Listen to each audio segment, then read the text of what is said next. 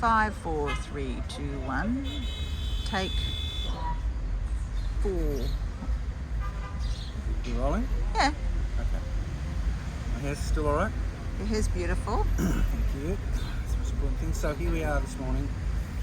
We're just having some tea after visiting the Chora Church in the Balat district of Istanbul.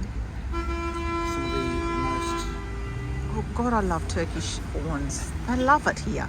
They are heavy on the horn here, which is, I think, fantastic because we're very abstemious with our horn. Oh no, I like a bit of horn blowing. You love a good friggin' horn in the traffic.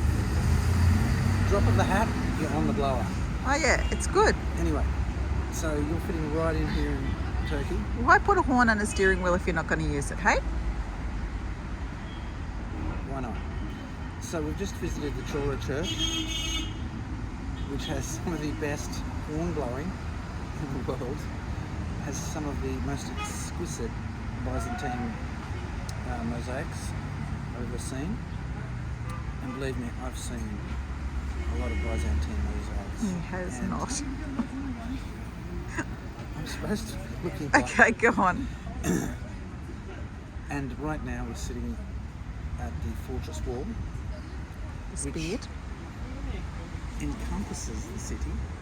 Fig tree. There's a fig tree going over. Sits right beside Balat, which is a really lovely neighbourhood of old houses, painted really rich, strong colours, and we're going to go for a stroll through there this afternoon. So, You done? I was going to talk about the Turkish tea. Okay, go on. I drink much more tea than coffee in general, as a rule, in my life. Much more than necessary, really. Tea is life. No, And the wine Turkish is life. wine, Okay. yeah, wine. But Turkish tea really is fantastic. Can't sing its praises enough. Done? Pretty much. Good. Say bye.